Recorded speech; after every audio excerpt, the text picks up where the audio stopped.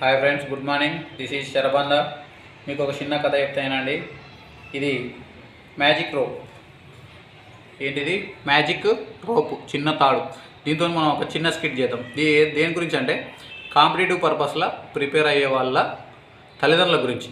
అయితే ఇక్కడ పిల్లలు వచ్చి, ఆడపిల్లలు కావచ్చు, మా పిల్లలు కావచ్చు, వచ్చి హైదరాబాద్లో కానీ అక్కడ ఇక్కడ దూరంగా ఉండి చదువుతుంటారు. సంవత్సరం 2 సంవత్సరాలు అవుతుంటుంది, 3 సంవత్సరాలు అవుతుంటుంది.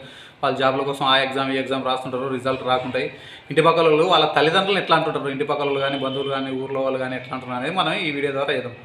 వచ్చి వాళ్ళ అమ్మనన్ను అడిగితే ఏం చేస్తారంటే వాళ్ళ తల్లిదండ్రులు ఏమైందమ్మా మీ బాబు ఏం చేస్తున్నాడు, ఇంకా చదువుకుంటాడా చదువుతున్నాడు, జాబ్ వస్తుందా లేదా అంటే ఏం చేస్తాం అమ్మ, మా వాడు చదువుతున్నాడు అని ఒక్క ఉద్యోగం కూడా వస్తలేదు. ఏం చేస్తాం, ఒక్క ఉద్యోగం కూడా వస్తలేదు. చదువుతున్నాడు ఇంకా వస్తలేదు. ఎవరైనా తెలిసిన వాళ్ళు ఉంటే పిల్లనిస్తారేమో అడగరాదు. పిల్లనిస్తే ఇట్లా మామూలుగా పెళ్లి చేసేద్దాం.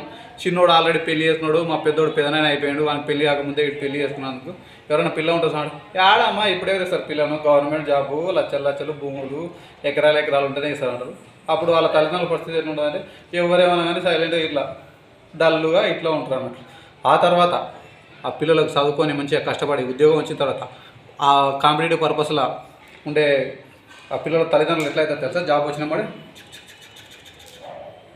ఎట్లా అయిపోతుంది. జాబ్ వచ్చిన తర్వాత వాళ్ళు ఆటోమేటిక్గా జాబ్ వచ్చినాక వాళ్ళు తలెత్తుకొని తిరుగుతారు తల్లిదండ్రులు.